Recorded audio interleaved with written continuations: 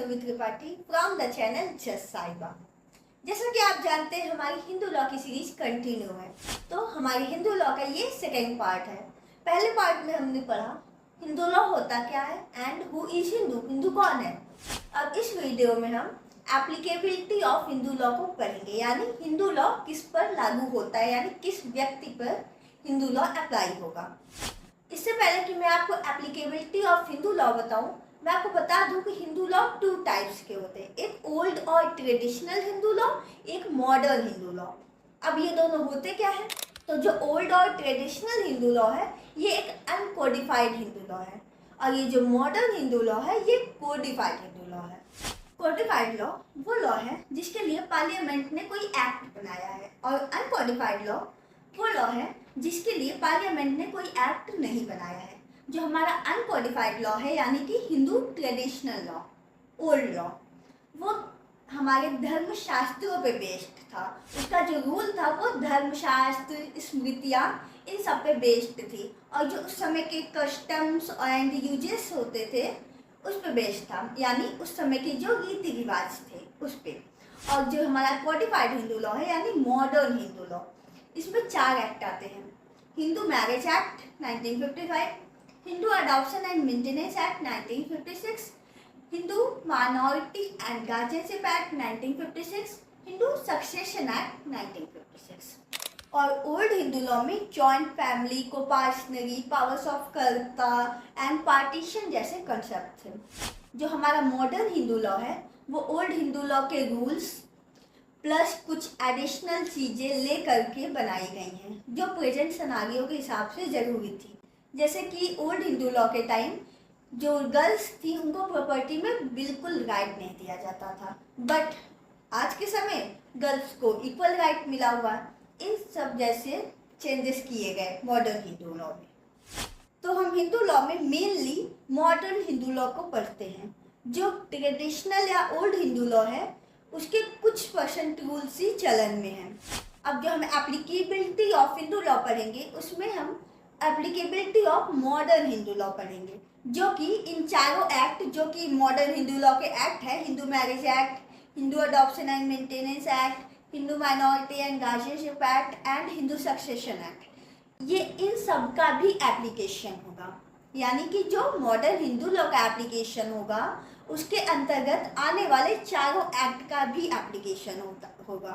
इन चारों एक्ट के अंतर्गत जो एप्लीकेशन ऑफ हिंदू लॉ की डेफिनेशन दी गई है वो सेम दी गई है, जो उसका क्राइटेरिया बताया गया है सेम बताया गया है।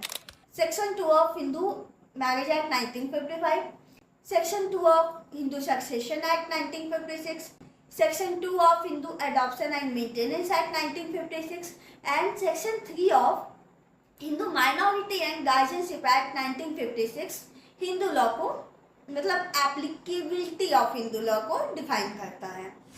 तो आइए इन सब के according applicability of Hindu law को देखते हैं।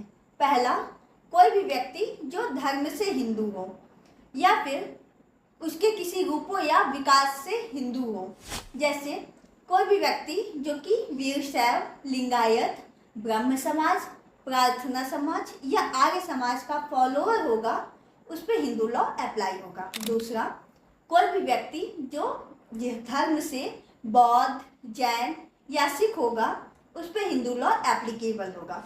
तीसरा, कोई भी व्यक्ति जो कि धर्म से मुस्लिम, क्रिश्चियन, पारसी या यहूदी नहीं होगा उस पर भी हिंदू लॉ अप्लाई होगा। लेकिन कोई व्यक्ति अगर वो प्रूफ करता है कि वो इन कैटेगरीज में ना होते हुए भी हिंदू नहीं है तो वो हिंदू लॉ से गवर्न नहीं होगा, बिकॉज कुछ ट्राइब्स यानी जनजातियाँ होती हैं जो कि हिंदू लॉ से गवर्न नहीं होती हैं। उनके कुछ अलग कस्टम्स एंड यूसेजेस होते हैं और वो इन चारों कैटेगरी से बिलोंग भी नहीं करती हैं।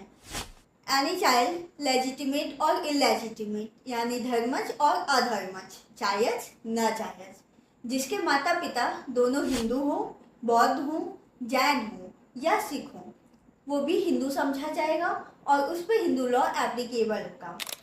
या फिर कोई भी व्यक्ति लेजिटिमेट और इलेजिटिमेट, जिसके माता पिता दोनों में से कोई एक हिंदू, बौद्ध जैन या सिख हो और उसकी जो अपब्रिंगिंग यानी परवरिश हुई हो वो उसी कम्युनिटी में यानी हिंदू तौर तरीके से हुई हो, तो वो भी हिंदू समझा जाएगा और उस पर हिंदू लॉ एप्लीकेबल होगा। अब कोई भी व्यक्ति किसी दूसरे धर्म से हिंदू धर्म में परिवर्तन करता है या फिर हिंदू धर्म में पुनः परिवर्तन करता है यानी कन्वर्शन या रिकन्वर्शन करता है, तो वो भी हिंदू समझा जाएगा। हिंदू लॉ उन शेड्यूल ट्राइब्स पर अप्लाई नहीं होगा जो कि इंडियन कॉन्स्टिट्यूशन के आर्टिकल 366 के क्लॉज 25 के अंतर्गत आते हैं, जब तक कि सेंट्रल गवर्नमेंट कोई लॉ बना के ऑफिशियल गजट में नोटिफाई ना कर दे। तो आइए हम पेरुमल वर्सेस पोन्नुस्वामी का केस देखते हैं। इस केस में हुआ क्या, जो पेरुमल की वाइफ थी वो क्रिश्चियन थी और उन्होंने पेरुमल से शादी से पहले ही अपने धर्म का परिवर्तन करा लिया था, यानी वो हिंदू धर्म में कन्वर्ट हो गई थी। जो इनकी शादी हुई थी वो भी हिंदू रीति रिवाजों के अनुसार हुई थी और शादी के बाद भी ये हिंदू धर्म को मानती थी, इनकी मान्यता थी हिंदू धर्म में। इनके पुत्र भी हुए। ऐसा कहा जाता है कि इनके बड़े पुत्र की जन्म के कुछ समय बाद ही मृत्यु हो गई। इनका जो छोटा बेटा था वो अपनी माँ के साथ रहता था, ये लोग कुछ समय बाद अलग हो गए थे। जब वो बड़ा हुआ तो वो अपने पिता की जॉइंट फैमिली में से अपना हिस्सा मतलब अपनी प्रॉपर्टी मांग रहा था, तो उसके लिए बहुत सारे तर्क दिए गए कि ये धर्मज नहीं है, हिंदू नहीं है, जितना भी वो तर्क दे सके। तो इस केस में हुआ क्या, जो वाइफ थी उनकी यानी जो क्रिश्चियन लेडी थी, उन्होंने अपनी शादी से पहले ही अपना धर्म परिवर्तन करा दिया था, वो हिंदू धर्म में कन्वर्ट हो गई थी और उन्होंने चर्च जाना भी छोड़ दिया था और पति से अलग होने के बाद भी वो हिंदू तरीके से रह रही थी। उनकी आस्था हिंदू धर्म में थी और वो अपने बच्चे की परवरिश भी उसी धर्म से कर रही थी, तो जो उनका बच्चा था वो हिंदू ही माना जाएगा और धर्मज माना जाएगा। तो इस केस में ये कहा गया कि जो भी कन्वर्जन का जो मेन इंटेंशन होता है वो बोनाफाइड इंटेंशन होना चाहिए, अच्छा इंटेंशन होना चाहिए। तो इस केस में जो लेडी का इंटेंशन था ये बोनाफाइड इंटेंशन था, मैलाफाइड नहीं था। इन्होंने किसी लालच के उससे धर्म परिवर्तन नहीं किया था, इन्होंने एक बोनाफाइड इंटेंशन से धर्म परिवर्तन किया था। तो कन्वर्जन के लिए जो इंटेंशन होना चाहिए वो बोनाफाइड होना चाहिए। तो आइए इसी तरह एक केस देखते हैं, सपना Jacob versus state of Kerala, जिसमें जो इंटेंशन था कन्वर्जन का वो मैलाफाइड इंटेंशन था। इसमें जो बच्ची थी सपना जैकब, उसके पिता क्रिश्चियन थे, अपर कास्ट के क्रिश्चियन थे एंड माँ शादी से पहले एक शेड्यूल कास्ट की हिंदू थी। क्योंकि उसे एजुकेशनल फील्ड में रिजर्वेशन यानी आरक्षण चाहिए था, तो वो ये तर्क दे रही थी कि मेरी माता हिंदू है और शेड्यूल कास्ट की है, तो मुझे शेड्यूल कास्ट का आरक्षण मिलना चाहिए। पर इसमें केरला हाईकोर्ट ने देखा कि जो उसकी माँ थी वो शादी के बाद अपना सरनेम उसने चेंज कर लिया था, वो भी क्रिश्चियन बन गई थी और जो बच्चे की परवरिश हुई थी वो भी क्रिश्चियन धर्म के अकॉर्डिंग ही हुई थी। क्योंकि अब उसे आरक्षण चाहिए था तो वो हिंदू बन गई थी और अपने आप को हिंदू शेड्यूल कास्ट का दिखा गई थी।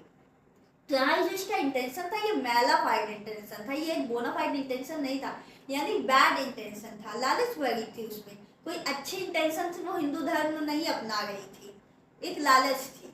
तो यहाँ इंटेंशन मैलाफाइड हो गया, तो ये कन्वर्जन नहीं माना जाएगा। कन्वर्जन के लिए सबसे मेन थिंग है bonafide intention. So that's all for today's video. अब अगली वीडियो में हम नेचर ऑफ हिंदू लॉ को समझेंगे, यानी हिंदू लॉ की प्रकृति को। तो हमारी वीडियो अगर आपको पसंद आई हो तो वीडियो को लाइक करके चैनल को सब्सक्राइब करना मत भूलना और बेल आइकन को जरूर से प्रेस कर लेना ताकि हमारी वीडियो के नोटिफिकेशन आप तक जाते रहे। अगर आपको कोई भी डाउट या कंफ्यूजन हो तो आप कमेंट बॉक्स पे पूछ सकते हैं एंड थैंक्स फॉर वॉचिंग।